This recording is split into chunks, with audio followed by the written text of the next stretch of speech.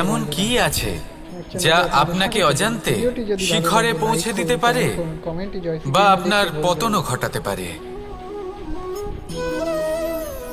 সঙ্গতি। যদি আপনি কোনো শ্রেষ্ঠ ব্যক্তির সঙ্গ লাভ করেন, তাহলে তার শুভ চিন্তা, তার গুণ, তার স্বভাব আপনার মধ্যে চলে আসবে। আপনি আরো শ্রেষ্ঠ হয়ে উঠবেন। আবার সেখানেই যদি আপনি কোনো দুষ্ট ব্যক্তির সঙ্গতি লাভ করেন, কোনো খারাপ মানুষের সঙ্গতি লাভ করেন, তাহলে আপনার শুভ চিন্তা, আপনার গুণ, তা যে কখন আপনার থেকে কেড়ে নেওয়া হবে সেটা আপনি জানতেও পারবেন না। দেখুন, এই সঙ্গতি হলো অত্যন্ত গুরুত্বপূর্ণ। এই সঙ্গতি আপনার নিয়তি নির্ধারণ করে। আপনাকে উদাহরণ দিলে, বৃষ্টির ফোঁটাকে দেখুন। যদি কোনো ফোঁটা গাছের পাতায় এসে পড়ে, তাহলে তা জীবন দান করতে পারে। যদি এমন কোনো ফোঁটা সাপের মুখে এসে পড়ে, তাহলে তা বিষে পরিণত হয়। যেমন সঙ্গ, তেমন নিয়তি। এবার দুর্ভাগ্যের বিষয় হলো এটাই যে বর্ষার ফোঁটা নির্ধারণ করতে পারে না সে কোথায় পড়তে চায়। তার নির্বাচনের ক্ষমতা নেই। কিন্তু আপনি, আপনার কাছে তো বিবেক আছে, আপনি ভাবতে পারেন, চিন্তা করতে পারেন। তাহলে আপনি ভাবুন, আপনি কি এমন সঙ্গ চান যা শ্রেষ্ঠ, নাকি এমন সঙ্গ চান যা অশুভ? নির্বাচন আপনারই। শ্রেষ্ঠ সঙ্গ বাছুন আর আমার সাথে ভালোবেসে বলুন, রাধা রাধা। আমাদের জীবনে অত্যন্ত গুরুত্বপূর্ণ একটা আশা বসবাস করে, বিশ্বাসের রূপে। বিশ্বাস যা আমরা ঈশ্বরের ওপর করি, ভাগ্য, প্রারব্ধের ওপর করি, নিয়তির ওপর করি। যখনই ভালো কিছু হয় আমরা বলি এ হলো ঈশ্বরের দয়া। যখন খারাপ কিছু হয় আমরা বলি এ হলো ঈশ্বরের মায়া। কখনো ঈশ্বর বা ভাগ্য বা প্রারব্ধ বা নিয়তি। আপনি নিজে কোথায় তা কখনো ভেবেছেন? আপনি বিশ্বাস করছেন ঈশ্বরের উপর, প্রারব্ধের উপর, কখনো নিজের উপর করেছেন?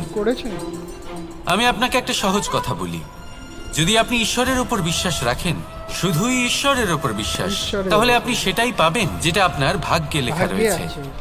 কিন্তু যদি আপনি নিজের উপর বিশ্বাস রাখেন, আত্মবিশ্বাস রাখতে শেখেন, তাহলে ঈশ্বর আর নিয়তি দুজনে মিলে আপনার ভাগ্যে সেটাই লিখবে যা আপনি চাইছেন।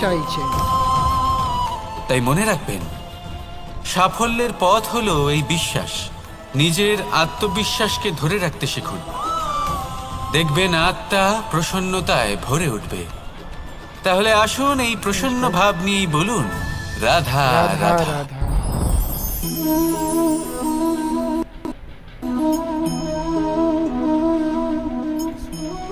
মুক্ত। এই মুক্তই সবাইকে মোহিত করে দেয়, নিজের দিকে আকর্ষিত করে। অত্যন্ত সুন্দর, গোল, শুভ্র। মুক্ত দ্বারা নির্মিত আভূষণ, তা হয়তো সে মুকুটই হোক বা কোনো স্ত্রীর অলংকার, তাকে আরো সুন্দর করে তোলে, তাকে আরো সুন্দর দেখতে লাগে। এবার এই মুক্তকে এত সুন্দর দেখার জন্য কত কষ্ট সহ্য করতে হয় তা কি কখনো আপনি ভেবেছেন? এই মুক্ত ঝিনুক থেকে বের করা হয়। ঝিনুক যা কিনা সমুদ্রের তলদেশে থাকে। ওকে কত কষ্ট সহ্য করতে হয়, জলের চাপ সহ্য করতে হয়, সমুদ্রের স্রোত সহ্য করতে হয়। এই ঝিনুককে এত কষ্ট সহ্য করতে হয়, এই মুক্তকে এত কষ্ট সহ্য করতে হয়, তারপরে এর রূপ এত সুন্দর হয়। যদি আপনিও আপনার পরিশ্রমের সৌন্দর্য, নিজের পরাক্রমের সৌন্দর্য এই সংসারে প্রকাশিত করতে চান, তাহলে আপনাকেও কষ্ট সহ্য করতেই হবে। তাই জীবনে যখনই সংকট আসবে, বিপদ আসবে, সমস্যা আসবে, তখন একে সুযোগ হিসেবে গ্রহণ করুন। কারণ এই বিপদের সাথেই লড়াই করে আপনি মুক্তর মতোই পরিশুদ্ধ হয়ে উঠবেন। তাহলে আসুন আর আমার সাথে ভালোবেসে বলুন, রাধা রাধা। আপনি কি জানেন আপনার জীবনে আপনার আসল জীবন সাথী কে হন? মাতা পিতা, ভাই বোন, স্বামী স্ত্রী? না, আপনার আসল জীবন সাথী হলো আপনার শরীর। সেই শরীর যার দিকে আপনি কখনো নজরই দেন না, ঠিক কি না? এবার যে মানুষ এই রহস্য বুঝতে পারেন তার জীবন এমনি শুভ হয়ে যায়। আপনি নিজেই দেখুন না, সে সংসারের মঙ্গলই করা হোক বা সত্যের রক্ষা করা হোক, তা সে শত্রুর সাথে যুদ্ধ করা হোক বা মিত্রকে রক্ষা করা হোক, এই শরীরই তো কাজে আসে। তপস্যাতে, বলিদানে, পরিশ্রমে এই শরীরই হলো আধার, ঠিক কিনা? তাই আমাদের কর্তব্য হলো যে আমরা যেন নিজের শরীরের যত্ন নিই। আমরা কি খাই, আমাদের কি খাওয়া উচিত, এটা যেন বুঝি। কোনটা সুপাচ্য আর কোনটা নয়, এটা যেন বুঝি। কারণ যেমন হবে অন্ন, মনও তেমনই হবে। যত ভালো অন্ন তত ভালো মন।